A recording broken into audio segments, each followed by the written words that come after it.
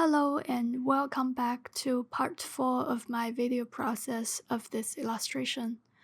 In this video, I am gonna go through how I start to detail all the armors and just bring up the contrast and render everything a little bit more.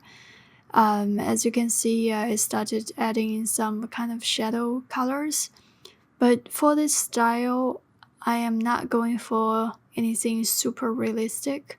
This is a trick that I like to do where I go to the line layer and then I duplicate that layer but also put a Gaussian blur on it, and this will create a effect as if it's like ink bleed on top of the line work, so it gives a little bit of illusion of ambient occlusion, and it just helps the line work to feel more natural instead of very sharp and harsh. And over here, I am basically going through to all the darkest corners where ambient occlusion is where two objects touches, and between them the little sort of crack will always receive less light. It's originally a 3D term, but then everyone starts to use this concept in digital painting, and it's usually referred as AO. And basically, I'm using the ideas of AO and just going through wherever there's like a little crack between the two objects.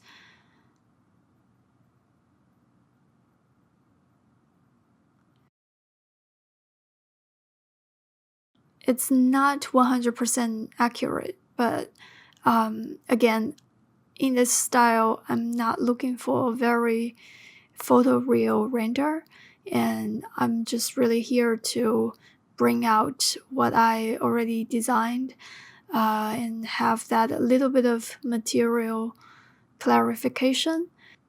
Overall, I would still like to keep the illustration reading more flat and decorative rather than making it super photoreal looking.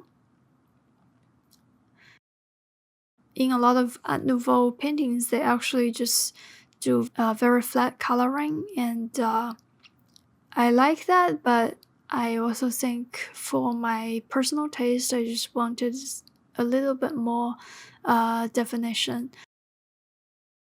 With this particular style, I usually try to keep everything very organized and try to, since I've already established the zone, I just locked my opacity on this layer so I don't actually draw outside of the layer, and I just render within whatever I selected. And over here I start to render some fabric. I usually use a very solid brush, as I mentioned previously. I like to use the brush without opacity, and then I use the smudge tool to go over the edge that I need to be softened. With this method, I find it's very fast to have the gradient, but also I feel it's more natural. And for this particular style, I think I just try to have everything relatively clean, and basically I still want to maintain some of the line work, and even with rendering, I still would like to maintain some of the brush stroke. As I progress, I always try to follow the line directions that I already established with my line work so that they look consistent. And I just try to follow the flow of the fabric so that all the lines are kind of following the same direction. Just make sure that everything is still kind of consistent. At the same time, I didn't want there to be too much contrast on the fabric so that you don't keep getting distracted, and I still want the fabric to read as a group, just making sure that there is some variation within that shape, but then it's still very readable in the small navigator on the right. So I came back to the metal layers and then adding some highlights just to give that idea of something being glossy. Um, and I didn't want to make it super photoreal. I just want to have some definition on the armor. So I'm really just there to emphasize whatever details that I have and make it look a little more 3D. And sometimes it's very easy to kind of overdo it, especially when I'm zoomed in this much. But that's why I had all these layers set up where I can just turn down the opacity. And this is also why I like to have the super solid opacity brush. So after that, I'm just continuously rendering all the details, and this takes quite a while. But it's the same ideas where, I put the darkest color whenever there's two geometry touching each other.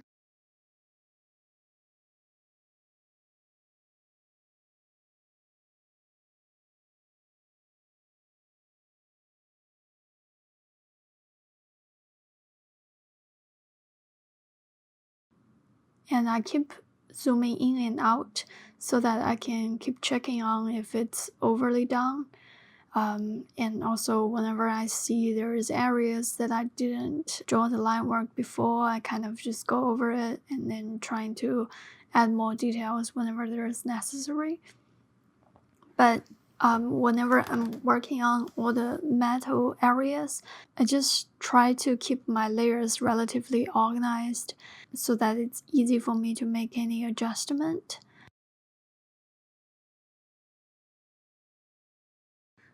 There's not a lot I can explain about this process. All I can really say is having good reference and then try to understand the light direction and then try to mimic whatever material that you have on your reference, but also use your own judgment.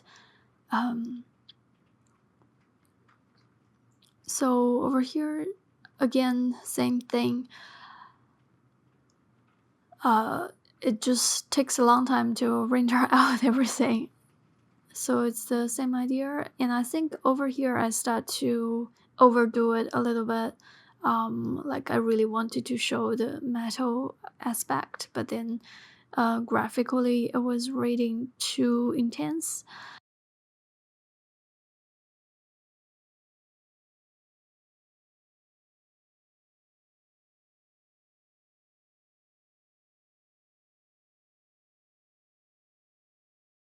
I really wanted to have the hand piece sort of pop out a little more, and then I had to tone it down a lot.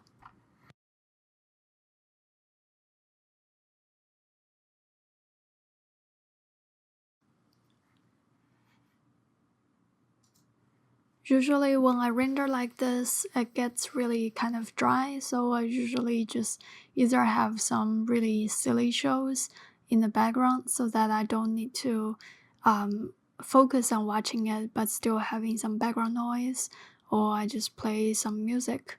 Um, I I really enjoy having like sillier story, so that I still have something that's continuously going, but it sort of keeps my interest, but also it's not super attention demanding, so that I don't need to watch it, but I can still follow something progression. And yeah, usually this kind of process just takes a long time, and this is why people get neck pain, shoulder pain, back pain. uh, yeah, I recommend everyone take a break every now and then when you're doing super intense rendering work. As you can see over here, it starts to become really messy, and I have totally overdone it, and later I had to make more adjustment. So yeah, I guess always watch out, but that's also the benefit of having the layers where you can just adjust anything whenever you want, and that's the beauty of digital painting, which is a lifesaver for people like me.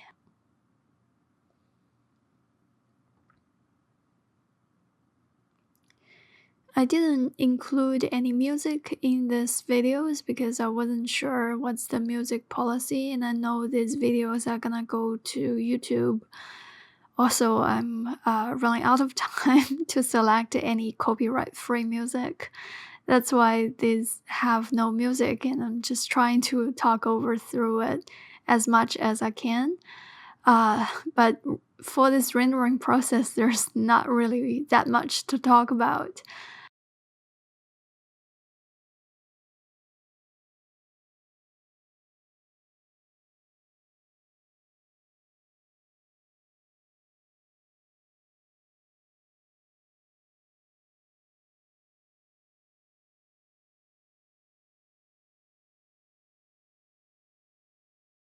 Okay, so on the headpiece, the fabric is supposed to be more of a chiffon kind of half transparent, like sheer fabric. So while I was sketching over the shadows, I'm trying to maintain some of that transparency. A great way to do that is to show some overlaps. So I use the moon shape for this, um, so that when the fabric is covering up the moon, it is more solid. And I adjusted the levels so it reads a little more transparent.